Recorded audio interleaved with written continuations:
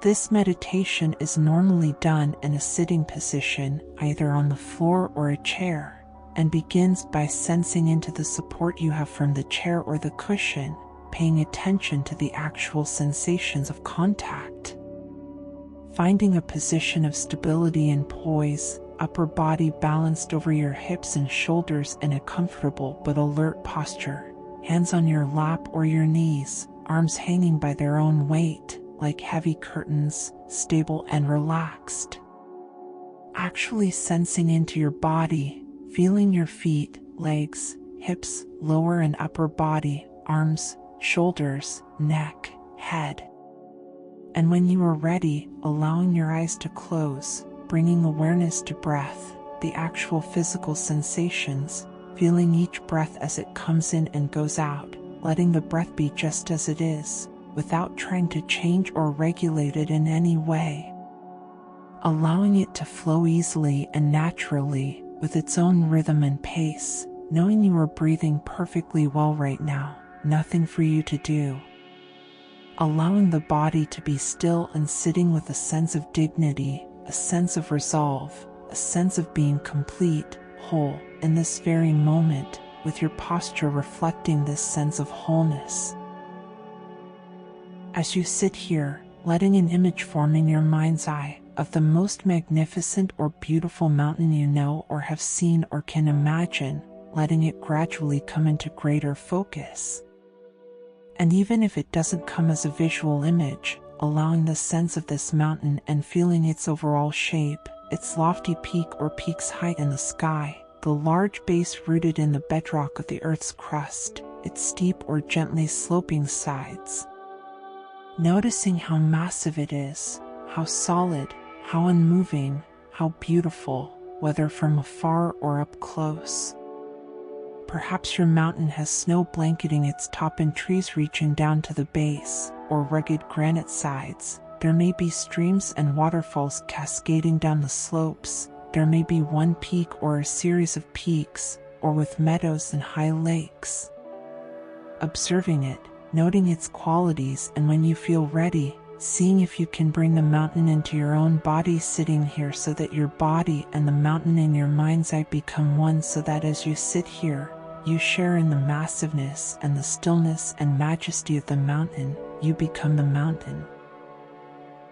Grounded in the sitting posture, your head becomes the lofty peak, supported by the rest of the body and affording a panoramic view. Your shoulders and arms the sides of the mountain. Your buttocks and legs the solid base, rooted to your cushion or your chair, experiencing in your body a sense of uplift from deep within your pelvis and spine. With each breath, as you continue sitting, becoming a little more a breathing mountain, alive and vital, yet unwavering in your inner stillness, completely what you are, beyond words and thought, a centered, grounded, unmoving presence.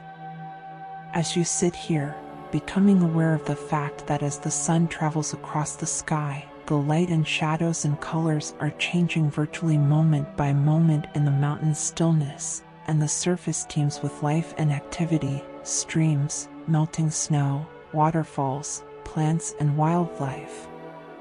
As the mountain sits, seeing and feeling how night follows day and day follows night. The bright morning sun, followed by the cool night sky studded with stars, and the gradual dawning of a new day. Through it all, the mountain just sits, experiencing change in each moment, constantly changing, yet always just being itself. It remains still as the seasons flow into one another and as the weather changes moment by moment and day by day, calmness abiding all change. In summer, there is no snow on the mountain except perhaps for the very peaks or in crags shielded from direct sunlight. In the fall, the mountain may wear a coat of brilliant fire colors. In winter, a blanket of snow and ice. In any season, it may find itself at times enshrouded in clouds or fog or pelted by freezing rain. People may come to see the mountain and comment on how beautiful it is, or how it's not a good day to see the mountain, that it's too cloudy or rainy or foggy or dark. None of this matters to the mountain, which remains at all times its essential self. Clouds may come and clouds may go, tourists may like it or not. The mountain's magnificence and beauty are not changed one bit by whether people see it or not, seen or unseen, in sun or clouds, broiling or frigid, day or night. It just sits, being itself. At times visited by violent storms, buffeted by snow and rain and winds of unthinkable magnitude. Through it all, the mountain sits. Spring comes, trees leaf out, flowers bloom in the high meadows and slopes, birds sing in the trees once again. Streams overflow with the waters of melting snow. Through it all, the mountain continues to sit, unmoved by the weather, by what happens on its surface, by the world of appearances, remaining its essential self, through the seasons, the changing weather, the activity ebbing and flowing on its surface. In the same way, as we sit in meditation, we can learn to experience the mountain. We can embody the same central, unwavering stillness and groundedness in the face of everything that changes in our own lives, over seconds, over hours, over years. In our lives and in our meditation practice, we experience constantly the changing nature of mind and body and of the outer world. We have our own periods of light and darkness, activity and inactivity, our moments of color and our moments of drabness.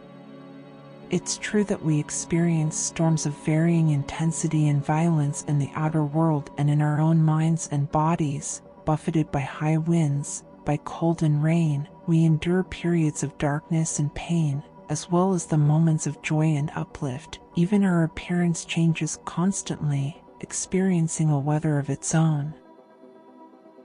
By becoming the mountain in our meditation practice, we can link up with its strength and stability and adopt them for our own. We can use its energies to support our energy to encounter each moment with mindfulness and equanimity and clarity. It may help us to see that our thoughts and feelings, our preoccupations, our emotional storms and crises, even the things that happen to us, are very much like the weather on the mountain. We tend to take it all personally, but its strongest characteristic is impersonal. The weather of our own lives is not to be ignored or denied. It is to be encountered, honored, felt, known for what it is, and held in awareness. And in holding it in this way, we come to know a deeper silence and stillness and wisdom. Mountains have this to teach us, and much more if we can let it in.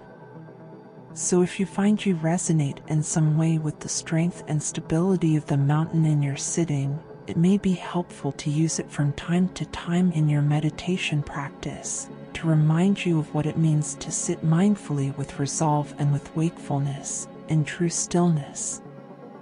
So, in the time that remains, continuing to sustain the mountain meditation on your own, in silence, moment by moment, until you hear the sound of the bells,